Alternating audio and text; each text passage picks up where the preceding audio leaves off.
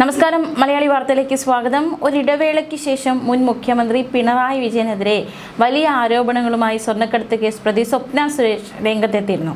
സത്യം വിളിച്ചു പറഞ്ഞതിന്റെ പേരിലാണ് പിണറായി വിജയൻ തനിക്കെതിരെ വ്യാജ കേസുകൾ എടുത്തതെന്നും സംസ്ഥാനത്തുടനീളം രജിസ്റ്റർ ചെയ്ത കേസുകളുടെ പേരിൽ ഇന്നും കോടതികൾ കയറിയിറങ്ങുകയാണ് താനെന്നുമാണ് സ്വപ്ന സുരേഷ് പറഞ്ഞിരിക്കുന്നത്. 2022 ഷാജ് കിരൺ എന്നയാളുമായുള്ള ഒരു സംഭാഷണത്തിൻ്റെ ശബ്ദരേഖ പുറത്തുവിട്ടുകൊണ്ട് ഒരു പത്രസമ്മേളനം നടത്തിയിരുന്നു. അതിൻ്റെ പേരിൽ തനിക്കെതിരെ കേസ് രജിസ്റ്റർ ചെയ്തിരുന്നു. ഈ കേസിൽ ജാമ്യമെടുക്കാനായി Palakkad first class judicial magistrate കോടതിയിൽ എത്തിയപ്പോഴായിരുന്നു സ്വപ്ന സുരേഷ് പിണറായി വിജയനെതിരെ ആഞ്ഞടിച്ച് മാധ്യമങ്ങളോട് സംസാരിച്ചത്. തെറ്റായ സന്ദേശങ്ങൾ പുറത്തുവിട്ട് കലാപത്തിന് ശ്രമിച്ചു എന്നതടക്കമുള്ള വകുപ്പുകളാണ് തനിക്കെതിരെ ചുമത്തിയിട്ടുള്ളതെന്ന് സ്വപ്ന സുരേഷ് പറഞ്ഞു. കേസുകളെല്ലാം രാഷ്ട്രീയ പ്രേരിതമാണ്, കെട്ടിച്ചമച്ച കേസുകളാണ് തനിക്കെതിരെയുള്ളത്. പിണറായി വിജയൻ കാരണം കുടുംബജീവിതവും ഒരു സ്ഥാപനത്തിന്റെ ഭാവിയും തകർന്ന സ്ഥിതിയാണെന്നും സ്വപ്ന സുരേഷിന്റെ ആരോപണം.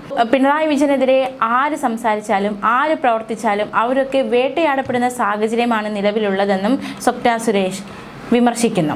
എം ശിവശങ്കർ ഇപ്പോഴും പിണറായി വിജയന് വേണ്ടി രഹസ്യമായി പ്രവർത്തിക്കുകയാണെന്നും സ്വപ്ന സുരേഷിന്റെ ആരോപണം. പിണറായി വിജയന്റെ വിവിധ ഇടങ്ങളിലെ നിക്ഷേപങ്ങളുടെ കാര്യങ്ങൾ അടക്കം നോക്കുന്നത് ഇപ്പോഴും ശിവശങ്കറാണ്. മാത്രമല്ല, കുറിപ്പുകൾ എഴുതി കൊടുക്കുന്നതും ശിവശങ്കർ തന്നെയാണ്. നിക്ഷേപങ്ങൾ സംബന്ധിച്ച വിവരങ്ങൾ നോക്കുന്നതും ശിവശങ്കർ ആണെന്നും സ്വപ്ന സുരേഷ് ആരോപിച്ചു. സർക്കാർ മാറിയത് കൊണ്ടാണ് താൻ കേരളത്തിലേക്ക് വന്നതെന്നും തൻ്റെ പേരിലുള്ള കേസുകൾ ഒഴിവാക്കി തരണമെന്നാവശ്യപ്പെട്ട് മുഖ്യമന്ത്രി വി ഡി സതീശനെ സമീപിക്കുമെന്നും സ്വപ്ന സുരേഷ് മാധ്യമങ്ങളോട് നിലപാട് വ്യക്തമാക്കി. മാത്രമല്ല, ഇടയ്ക്കിടയ്ക്ക് പ്രതിപക്ഷ നേതാവ് പിണറായി വിജയൻ അദ്ദേഹം ചില വിദേശ യാത്രകളൊക്കെ നടത്തിയിട്ടുണ്ട്. ചികിത്സയ്ക്ക് വേണ്ടി വിദേശത്തേക്ക് പോകുന്നുവെന്നാണ് ഒരു വിശദീകരണം. പക്ഷേ അത് തെറ്റാണ് എന്ന് പറയുകയാണ് സ്വപ്ന സുരേഷ്. പിണറായി വിജയന് യൂറോപ്പ്, US, മിഡിൽ ഈസ്റ്റ് രാജ്യങ്ങളിൽ നിക്ഷേപവും ബിസിനസ് സംരംഭങ്ങളുമുണ്ട്. ചികിത്സയുടെ പേര് പറഞ്ഞ് വിദേശയാത്ര നടത്തുന്നത് ബിസിനസ് കാര്യങ്ങൾ നോക്കാൻ വേണ്ടിയാണെന്നും സ്വപ്ന സുരേഷിന്റെ ആരോപണം. താനും പലതവണ അതിന്റെ ഭാഗമായി ദുബായിൽ പോയിട്ടുണ്ടെന്നും അമേരിക്കൻ പ്രസിഡന്റിന്റെ ഭാര്യ പ്രഥമ വനിത എന്ന നിലയിൽ അദ്ദേഹത്തോടൊപ്പം യാത്ര ചെയ്യുന്നത് പോലെയാണ് ഒരു സംസ്ഥാനത്തിന്റെ മുഖ്യമന്ത്രിയായിരുന്ന പിണറായി വിജയന്റെ ഭാര്യ കമലയും അദ്ദേഹത്തിനൊപ്പം കൂടെ പോയിരുന്നതെന്നും സ്വപ്നയുടെ ആരോപണം. അതായത് മുഖ്യമന്ത്രി വിദേശത്തേക്ക് പോകുന്ന എല്ലാ യാത്രകളിലും കമലയും ഒപ്പം ഉണ്ടായിരുന്നു. അത് അത്തരത്തിലൊരു ചിന്തയോടെയാണ് എല്ലാ വിദേശയാത്രകളിലും കമലയും ഒപ്പം കൂടിയതെന്നായിരുന്നു സ്വപ്ന സുരേഷിന്റെ ആരോപണം. പിണറായിയേക്കാൾ ശക്ത ഭാര്യ കമലയാണെന്നും പിണറായിക്ക് ബിസിനസ് തന്ത്രങ്ങൾ മെനയാനുള്ള സമയമോ ബുദ്ധിയോ ഇല്ല എന്നുമാണ് സ്വപ്ന സുരേഷിന്റെ ആരോപണം. പിണറായിയുടെ മകന് കുടുംബത്തിൽ യാതൊരു പ്രാധാന്യവുമില്ല, മകൾക്കും ചെറുമകനുമാണ് പ്രാധാന്യമെന്നും സ്വപ്ന സുരേഷിന്റെ ആരോപണം. സത്യം വിളിച്ചു പറഞ്ഞതിന്റെ പേരിലാണ് താൻ സംസ്ഥാനത്തുടനീളം കോടതികളിൽ ഓടി നടക്കുന്നതെന്നും ഒരു ഫോൺ കോൾ റെക്കോർഡ് മാധ്യമങ്ങൾക്ക് കൈമാറിയതാണ് തനിക്കെതിരെ കേസെടുക്കാൻ കാരണമെന്നും സ്വപ്ന സുരേഷ് ആരോപിച്ചു. പൊളിറ്റിക്കൽ അജണ്ടയുടെ ഭാഗമായി തനിക്കെതിരെ കുറെ കേസെടുത്തു, എന്തായാലും നീതി കിട്ടുന്നതുവരെ പോരാടാനാണ് തന്റെ തീരുമാനമെന്നും സ്വപ്ന സുരേഷ് വ്യക്തമാക്കിയിരിക്കുകയാണ്. അതേസമയം സ്വപ്ന സുരേഷ് കഴിഞ്ഞ ദിവസങ്ങളിൽ തിരുവനന്തപുരത്ത് വിജിലൻസ് ഓഫീസിൽ ഹാജരായിരുന്നു. ലൈഫ് മിഷൻ അഴിമതി കേസുമായി ബന്ധപ്പെട്ടാണ് വിജിലൻസ് സ്വപ്ന സുരേഷിനെ ചോദ്യം ചെയ്തത്. അന്വേഷണത്തിന്റെ ഭാഗമായി വിളിപ്പിച്ചതിനാലാണ് എത്തിയതെന്നും സ്വപ്നയുടെ പ്രതികരണം. രാവിലെ 11 മണിയോടെ എത്തിയ സ്വപ്നയുടെ ചോദ്യം ചെയ്യൽ 3 മണിക്കൂറോളമാണ് നീണ്ടുനിന്നത്. നമുക്കറിയാവുന്നതുപോലെ സ്വപ്ന സുരേഷ് ഇതാദ്യമായിട്ടല്ല പിണറായി വിജയനെതിരെ ആരോപണങ്ങൾ ഉയർത്തുന്നത്. അതായത് അദ്ദേഹം ഒരു മുഖ്യമന്ത്രിയായിരുന്ന സമയത്ത് പോലും യാതൊരു ഭയവുമില്ലാതെ സ്വപ്ന സുരേഷ് പിണറായിക്കെതിരെ നിരവധി ആരോപണങ്ങൾ ഒക്കെ ഉന്നയിച്ചിരുന്നു. മുൻ മുഖ്യമന്ത്രി പിണറായി വിജയന്റെ മകൻ വിവേക് കിരണിന് എൻഫോഴ്സ്മെന്റ് ഡയറക്ടറേറ്റ് നോട്ടീസ് അയച്ച സമയത്തും ആ ഒരു വാർത്തയ്ക്ക് പ്രതികരണവുമായി സ്വപ്ന സുരേഷ് നേരത്തെ രംഗത്തെത്തിയിരുന്നു. പിണറായി വിജയന്റെ മകനെയും മകളെയും ED നന്നായെന്ന് ചോദ്യം ചെയ്താൽ മണി പോലെ എല്ലാം പുറത്തു വരും എന്നായിരുന്നു സ്വപ്ന സുരേഷിന്റെ പ്രതികരണം. ഫേസ്ബുക്കിലൂടെയായിരുന്നു സ്വപ്ന സുരേഷ് പ്രതികരിച്ചത്. ഫേസ്ബുക്ക് കുറിപ്പിന്റെ പൂർണ്ണ രൂപം കൂടി നമുക്ക് നോക്കാം. ഇപ്പോഴാണോ മലയാള മാധ്യമങ്ങൾ ഇത് അറിയുന്നത്? ഒരു സാധാരണക്കാരന്റെ മകനാണ് ED നോട്ടീസ് അവഗണിച്ചിരുന്നതെങ്കിൽ അറസ്റ്റ്, ജയിൽ, കോടതി, വിചാരണ, അങ്ങനെ എന്തെല്ലാം കോലാഹലമായേനെ. മകനെയും മകളെയും ED ഒന്ന് നല്ലതുപോലെ ചോദ്യം ചെയ്താൽ മണി പോലെ എല്ലാം പുറത്തു വരും.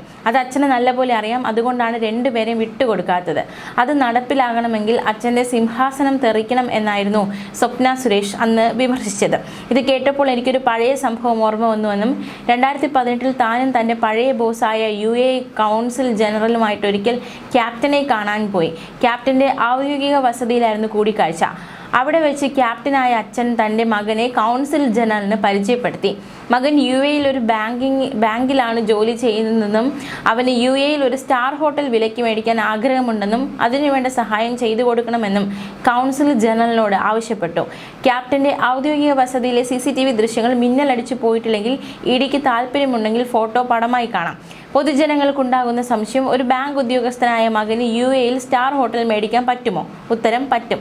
അച്ഛൻ്റെ പദവി ദുരുപയോഗം ചെയ്ത് അച്ഛനും അമ്മയും സഹോദരിയും ഉണ്ടാക്കുന്ന കള്ളപ്പണം ഉണ്ടെങ്കിൽ പറ്റും. വരും ദിവസങ്ങൾ കൂടുതൽ സത്യങ്ങൾ പുറത്തുവരും, നമുക്ക് കാത്തിരിക്കാമെന്നായിരുന്നു സ്വപ്ന സുരേഷ് അന്ന് പങ്കുവച്ച ഫേസ്ബുക്ക് പോസ്റ്റ്. അതേസമയം മുൻ മുഖ്യമന്ത്രി പിണറായി വിജയൻ അദ്ദേഹത്തെ സ്വപ്ന സുരേഷുമായി ബന്ധപ്പെട്ടുള്ള ആരോപണങ്ങൾ ഉയർന്നപ്പോൾ സ്വപ്നയെ അറിയില്ല എന്നൊരു പ്രസ്താവന നടത്തിയിരുന്നു. അതിനു മറുപടിയായി സ്വപ്ന സുരേഷ് രംഗത്തെത്തിയിരുന്നു. മുഖ്യമന്ത്രി, ഭാര്യ, മകൻ എന്നിവരുമായി ക്ലിഫ് ഹൗസിൽ വെച്ച് ചർച്ചകൾ നടത്തി നടപടികൾ എടുത്തിട്ടുണ്ട്. മുഖ്യമന്ത്രിക്ക് അത് ഓർമ്മയില്ലെങ്കിൽ അതിൻ്റെ തെളിവുകൾ മാധ്യമങ്ങൾ മുഖേന പുറത്തുവിട്ട് ഓർമ്മിപ്പിക്കാമെന്നായിരുന്നു സ്വപ്നയുടെ വെല്ലുവിളി. കേരളത്തിലെ എല്ലാ പോലീസ് സ്റ്റേഷനിലും കേസ് കൊടുത്താലും മൊഴിയിൽ ഉറച്ചു നിൽക്കുകയാണ്. ഇതെല്ലാം അവസാനിക്കണമെങ്കിൽ എന്നെ കൊല്ലണം, അപ്പോൾ ചിലപ്പോൾ എല്ലാം അവസാനിച്ചേക്കും, എന്നാൽ കാര്യമുണ്ടാകില്ല. എൻ്റെ കയ്യിലുള്ള എല്ലാ തെളിവുകളും പലർക്കും ഞാൻ നൽകിയിട്ടുണ്ടെന്നും സ്വപ്ന സുരേഷ് കൂട്ടിച്ചേർത്തു.